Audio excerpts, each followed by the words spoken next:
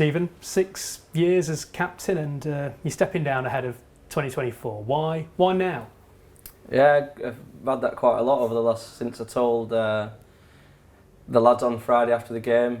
And ultimately, I just think it's the right time for me and for the club. Really, I think we've got a new influx of players coming in. I feel that I've given it all I can possibly give. I've literally put my heart and soul into it, and I think it's time for someone else to enjoy the ride, and I'll be fully there to support them. It's one thing making your mind up, I guess, and then another delivering the news to people. How have you found that emotionally? Yeah, it wasn't too great. A few tears were shed. And I think that's just because how much it meant to me, or means to me still. I've been very honoured and proud and privileged to firstly be given the opportunity. My main aim was to just make a difference, and that's up to other people to judge and give their opinions on. But I feel that the stuff that I've done and what I wanted to do, albeit the big goal was to win Division 1, we weren't quite able to do that under my tenure, but I think I've left it in a better place than when I got it. What's the job been like compared to maybe what you thought it'd be like when it was offered to you back end of 17? Yeah, well, it felt easy at first because I think after 4 games we were top of the league. You thought we're going to win it. My first game randomly was at Lancashire, which was my first club. We won that when Harry had that unbelievable day getting 6 for not many, and we chased. I think we had to chase 10, but we got them 4 down. And then I think we went to Worcester within the next couple of weeks, and the first 2 days got washed out, and managed to win that game within 2 days. So yeah, a lot of different emotions. I think pretty tough. We had a period of time without winning a game, which was obviously tough, and we were under a lot of pressure, myself and Pete, and quite rightly so. And I remember sitting there, and I think it was in maybe the start of 2020, before the pandemic, that we had a subcommittee meeting, and we had to say why we thought we should be in the job. And I was very honest in that meeting and said I thought we were the right 2 people to lead us forward. And then the pandemic hit, and we ended up playing 5 games, and Derby chased 370 here, and you think this is not going to happen. And then we got the news that we're in Division 2 again the year after. We went into the conference where we got that first win at Derby, and I think that's when you started believing that this group was going to be and capable of doing something special. And albeit the point system, we didn't manage to win the league that year, but to finish 3rd, win that amount of games. Yeah, and then obviously we got the news about going into Division 2, which all I can say where the group has changed and the culture changed is nobody moaned about it. We just got on with it, and we said that if we're good enough, we'll win it. And lucky enough we did, and got us back to Division 1 this year, and to secure Division 1 status with a game to go. I understand people's frustrations that we've not finished higher in the league. I totally get it, and we've never made excuses. We've had a lot of injuries, but we've not used that as an excuse. But to secure that Division 1 status, and then we could relax in a way. The game last week, we wanted to win it obviously and finish as high as we could, and we ended up finishing 6th.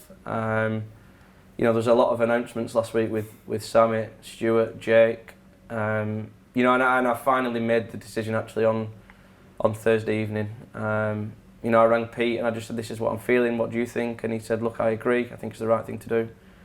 And I just decided to tell the lads sort of after the game on Friday, and as I said, it was pretty emotional, but one that I know is the right decision. Very content with it, and I look forward to supporting whoever's next.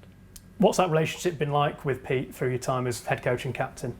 Yeah, unbelievable. He's definitely the best coach I've ever worked with, and I know a lot of the lads will say exactly the same.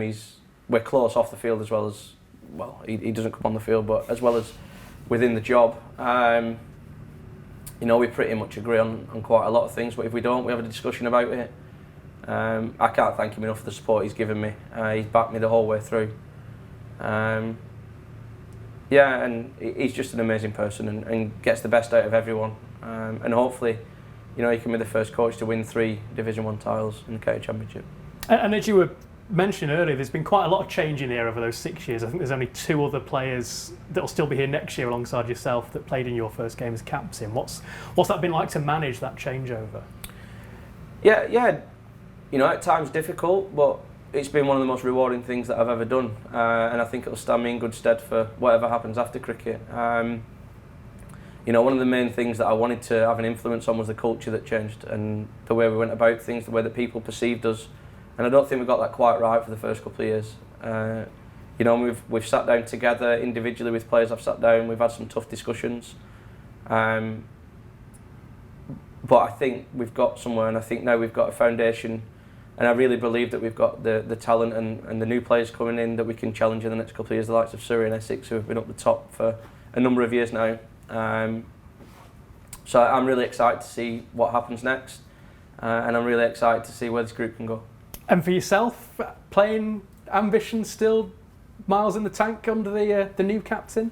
Yeah, well, I've got a year left on my contract, so at least one more year, and then we'll see what happens. I don't, you know, maybe it's just what I needed to go and enjoy myself, to you know, relax.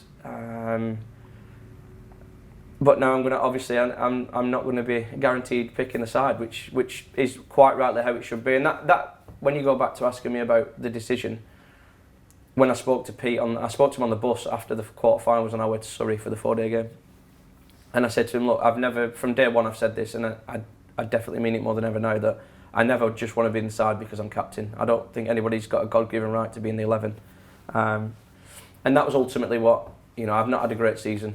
By my own standards, you know, a lot of 20s and 30s, 150 in the year is not good enough for the standards I set for myself. I think the one strength that I had is I could separate my personal performance from the leadership and captaincy side of it, so that's never affected and never wavered the way I go about as a leader or as a captain. But yeah, back in the ranks and hopefully have a big pre-season and put my name in the hat for that first game next year in April. Look forward to seeing how the next year takes shape. Thank you. Cheers, thanks.